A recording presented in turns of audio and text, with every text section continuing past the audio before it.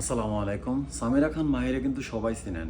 এর নিয়ে কিন্তু আমি কথা বলতাম না। এই যে ছবি উল্টাপাল্টা দিছে এই কারণে কিন্তু আমি কথা বলতাছি এরকম না। এর নিয়ে কথা বলতাছি অন্য একটা কারণে। তার আগে এই ছবি নিয়ে একটু কথা বইলা নেই।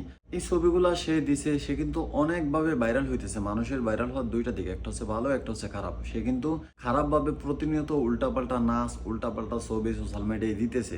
সেগুলা নিয়ে কোনো কথাবার্তা নাই। কিন্তু কথা হইছে, সে বলতাছে বাংলাদেশের পুরুষেরা নাকি সেক্সুয়ালি হতাশাগ্রস্ত।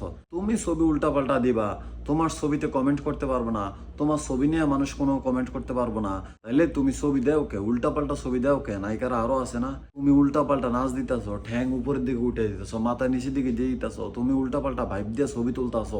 তুমি নিজে চিন্তা করো, তোমার এই ছবি যদি তুমি গুগলে সার্চ করো এই ছবিটা দিয়া, তাইলে তোমার সাথে আর কারা কারা আসছে? হয় মিয়া খলিফা আসবো, নাইলে দানি দানি আলেস আসবো। এখন কথা হইছে, তুমি উল্টাপাল্টা ছবি দিতে পারবা, মানুষ উল্টাপাল্টা কমেন্ট করলে তুমি তাদেরকে হতাশাগ্রস্ত বলবা? তাও শুধু হতাশাগ্রস্ত না, সেক্সুয়াল হতাশাগ্রস্ত। কেন? বাংলাদেশের মানুষ অনেক ভালো বিদায়ী এইসব কিছু তোমার এইভাবে নেয়। অন্যান্য দেশে হইলে তোমার তো এইসব কিছু চলতো না। মার্কেট খাইতেছো যা করে দেয়া, তুমি তো ইচ্ছা করেই যাতে তোমার এটা নিয়ে আলোচনা হয়, ইচ্ছা করে তুমি এই ধরনের ছবি পোস্ট করছো। হ্যাঁ, এমন এমন মানে এটা এটা কোন ধরনের ছবি স্টাইল? আকাম করবা তুমি, এই সব দোষ বাংলাদেশের মানুষের।